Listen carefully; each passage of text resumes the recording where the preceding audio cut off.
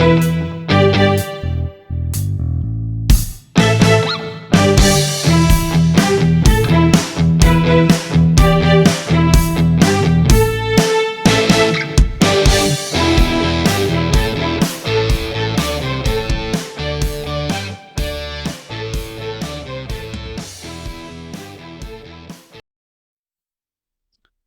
to Rad Dad The Odds. It is September 19th, 2024. I'm Dennis Tresca, and I'm here by myself. Okay, so we got to do this one a little bit differently this week, folks. A lot of stuff going on. Got a couple people going out of town.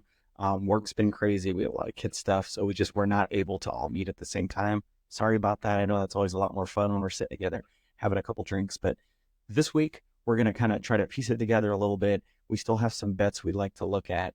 We're still going to get our bets in because guess what? We're coming off a really good weekend. That's right. For the first time this year, we finished up on a weekend. We adjusted our strategy. As you know, we went to straight bets and we came out on top. We went 3-2 on our straight bets. We're up about a little less than $9, but hey, baby steps here, right? We're not going to do this thing in one night. We got to slowly build. And as we build, we can start betting more and hopefully get to that $10,000. So, all right, so keeping track of our bets this last weekend, the three of us came with the bets that we wanted to bring up. I went 3-3, which is actually my best week so far. Aaron went 5-2. Sean went a perfect 6-0. I'll tell you what, Sean is on a heater right now. So definitely listening to him a little more as we move forward. Hopefully we all start catching some of that fire and we can keep this thing going. All right, so here's how it's going to go. I'm going to go over my college and NFL bets. Then I'm going to hand it off. Aaron will pop in, Sean will pop in, and then I'll wrap it up and let you guys know what we've all decided offline to be our podcast bets of the week. Okay? All right. Without further ado, here are my bets. So first, we're going to start with college. I really like that Illinois at Nebraska game. The over is 42.5. I think they're going to hit it. All right, on paper, this game looks like it might be a snoozer. Both teams allow less than 10 points per game, but on the other side of the ball, both teams are averaging over 30 points per game. So while the defensive numbers are flashy, either team is really facing offensive juggernaut. And all due respect to Colorado, but their offensive line is shit. It really knocks them down a notch, okay? I don't think this game's going to be a shootout by any means, but something like 27-20, I could see that happening. That's more than enough to hit the over. So I'm confident on the over on this one. Next game I'm looking at, Bowling Green plus 22.5 at Texas A&M. Let's not get carried away here. I'd be ridiculous if I thought Texas A&M was going to lose to Bowling Green. But Falcons are a veteran squad, and they did give Penn State all they can handle a couple weeks ago. So A&M is 5-7 in the last 12 games as a 20-plus point favorite. While Bowling Green, they're 5-1-1 in their last 7 when the odds makers are giving them 20 or more points. So I think this game stays interesting for 3 quarters, but in the end, Texas A&M pulls away a little bit. They're going to stay within the spread. I think it's going to be something like a 31-16 game. Bowling Green covers.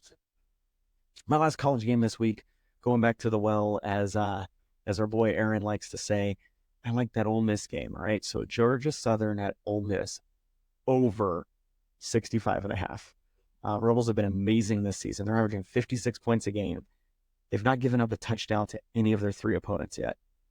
But Georgia Southern has a really good offense as well. They're averaging just under 36 points per game. They should be able to score at least a few times.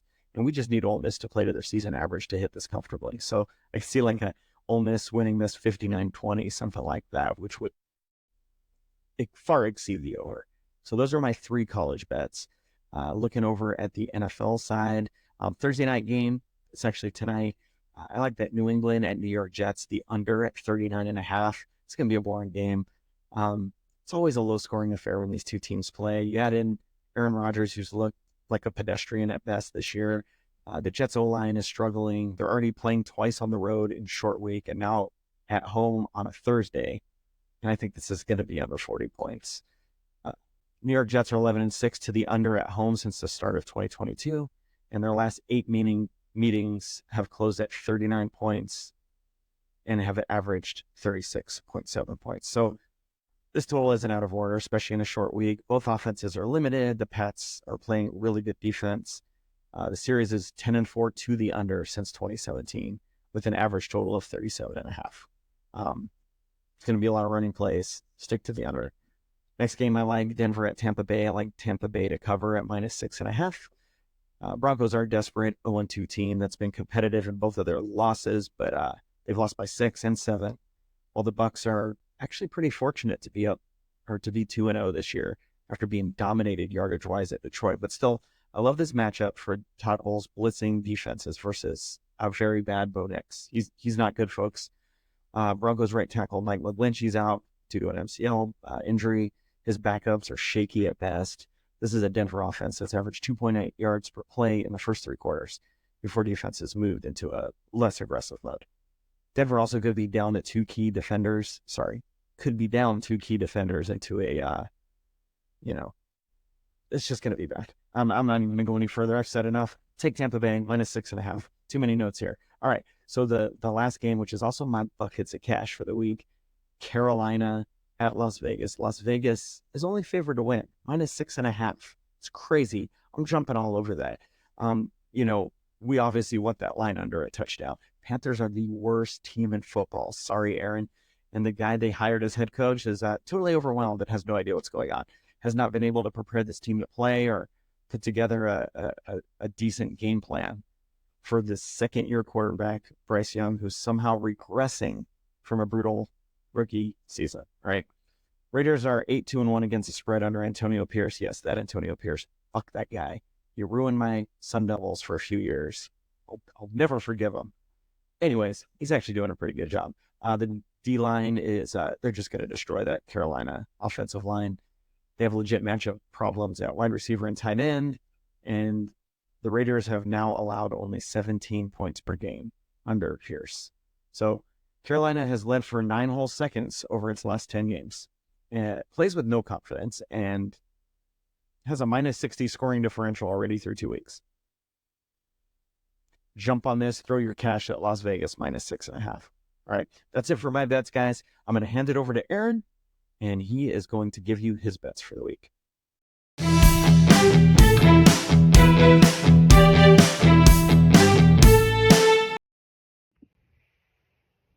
Thanks, Dennis. Welcome back, everybody. Aaron here. We got a little bit of a wonky format this week just due to logistics and everybody being all over the place and travel and things, but it's not going to stop us from bringing you guys an episode of Dancing with the Odds and giving you the content that you totally deserve. So without further ado, I'm going to jump into my picks here this week. I'm going to start off with college. We got USC -5.5 at Michigan. Michigan almost allowed the late game comeback against Arkansas State last week. The week before that, they got dismantled by Texas. USC is off last week, so they've got an extra week to prepare. Davis Warren, Michigan's quarterback, he's not good. 2 touchdowns to 6 interceptions. USC has a great defense. They're going to find a way to get those turnovers. USC held Utah State 2 weeks ago, to 87 yards rushing. So the strength of the Michigan offense, that rushing, is going to be tested. I don't see Michigan coming out and doing very much in this game. USC at 5.5-point favorites. I feel like they're going to cover easily on that game. Another game that I really liked was the Texas UL Monroe game. Texas has a really good offense. I'm not going for the full game. I'm going for the first half. Texas is 25.5-point favorites in that first half. I think Texas is going to get off to a hot start. They got off to a hot start against UTSA. They got off to a hot start against Colorado State. Both of those games, they were 28 points plus before halftime, or at halftime, rather. So I think Texas is going to come out of the gates. Doesn't matter which quarterback it is, Arch Manning, Quinn Ewers, doesn't matter. They're going to score some points. And I feel like they're going to have at least 26 points on the board before halftime. Jumping into, and I'm doing it a little different. Since we've got this different format here, I'm not going to throw a bunch of different picks at the wall right now. We're just going to do a couple just to get you guys some content here and see what we're looking at. Now into the NFL. I'm a big Carolina Panthers fan. It's a rough year. It's been rough years. With that, I'm taking Vegas, 5.5-point favorites at home against Carolina. There's really not much to say here. Carolina's bad. They're going with Andy Dalton. They benched Bryce Young, but neither one of those players play defense. and they've given up 73 points in 2 games. They're going to score some more points, but they're not going to score enough points. They don't have a defense that's going to stop Vegas, who just ended up beating Baltimore last week. I see Vegas covering 5.5 easy. In fact, I think they're going to win by 10 plus points in this game. Then we got New Orleans, a 2.5 point favorite at Philadelphia. The Saints are scoring at an alarming rate. They went to Dallas. They dismantled Dallas at home. They played Carolina at home first game of the year, and they put up 40 some points on them. New Orleans can score. Derek Carr is clicking with those receivers. This offense is going to be problems in the NFC. Philadelphia's defense is very similar to the Cowboys' defense.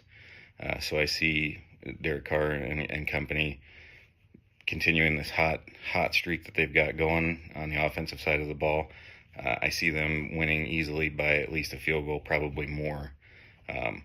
Those are the picks that I had, college and NFL.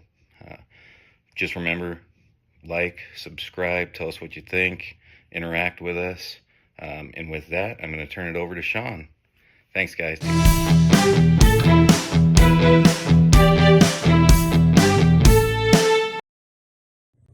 Evening, everyone. Sean here, giving you my bets for this week. Sorry we couldn't all meet up in person. Just busy things going on. Got some folks leaving town. But for college this week, got a couple bets that I really like and that stood out to me. So first of all, I like Ohio versus Kentucky. I like Ohio scoring more than 10.5 in this game. This is a stat line they've hit in each of their last 10 games. And Kentucky's really underwhelmed me overall in their past couple games as well. So I could see Ohio scoring easily 13, 16 points in this game and covering that number. So I like them at over 10.5 for the game. And then I've also got Arkansas State plus 21.5 against Iowa State in Ames. Iowa State is ranked. They did beat Iowa, but Arkansas State's a tough team, and they did play and only lose to Michigan by 10 in Ann Arbor. And so I could see Arkansas State coming in and kind of making some noise against Iowa State. And so that'd be my second game there. My pro games, I've got Green Bay with over, the lines actually moved up to 18.5, depending, I think, upon whether or not Jordan Love plays. So it might be worthwhile to hold off closer to game time to see if Love's actually playing or not. But they initially started at 16.5. If Love plays, I see them easily covering that. But even at 18.5, I could see them covering that against the Titans. And so, and then last but not least, I have got the Los Angeles Rams +7 against the 49ers. Again, this +7 is something that the Rams have covered consistently in their last 10 games as well.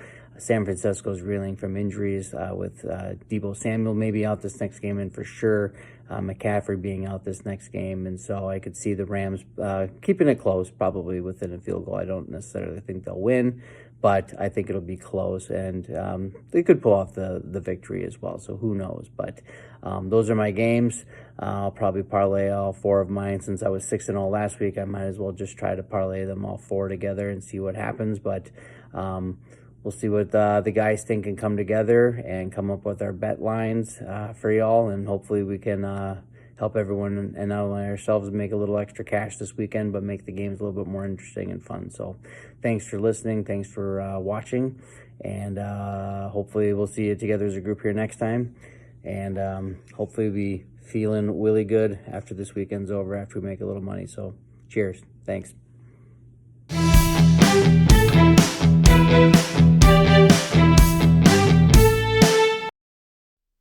All right, great stuff, guys. Thank you for sharing your bets. We have since all got together and talked through these bets. A lot of chat happens between the 3 of us, so we do think we came up with a good slate of where to put our money this week. So going with the straight bets, we've all agreed for college side, we're going to go with the Georgia Southern at Ole Miss over 65.5. We also like Aaron's bet, USC -5.5 at Michigan. So those are our 2 college bets. On the NFL side, Aaron also jumped on the Carolina thing, right? Even though that's his team. I think you realize this. They don't have a shot in hell to win this game, right? The line has moved since I shared my bet just a little while ago.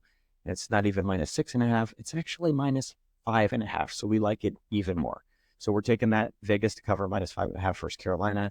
And the last bet, one of Sean's bets, Green Bay over 16.5 team total versus Tennessee. Love might even be back, so we really like this one. Either way, if Love is back, we like it more. So we will be placing those bets legally in Iowa today. This is usually where Aaron says disclaimer. And we'll get those in, and then we'll start sharing it on socials. Let's get this money. Let's make it 2 weeks in a row. We'll probably throw some kind of parlay together too, just as kind of a bonus bet on the side.